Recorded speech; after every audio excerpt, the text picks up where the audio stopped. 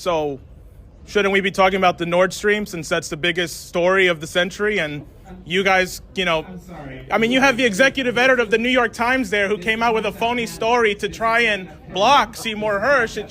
It's just kind of funny how that happened, I mean, did you even acknowledge Seymour Hersh?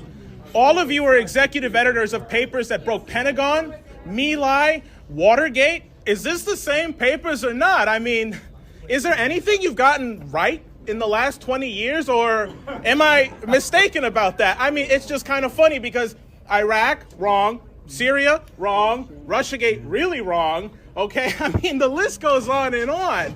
So the last thing you could do to try and actually fix your reputation is acknowledge that through leaks, we had to find out that Zelensky was going to bomb Moscow on the anniversary. I mean, if you're so impartial, shouldn't you at least say, right, that Zelensky was going to bring us on the verge of World War III? That seems pretty fair.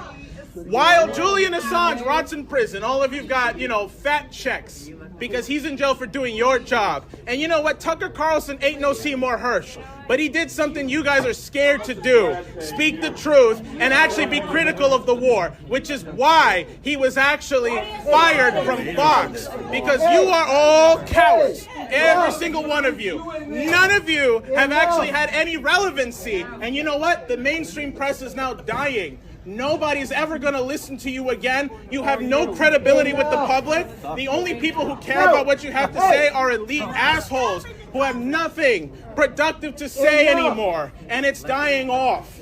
So will you at least say something, either about Nord Stream or Ukraine or the fact that Zelensky brought us to the verge of World War III and the only reason we knew about that was through leaks? Go ahead. It's a free speech event, right? You guys are the press. Let's say something here.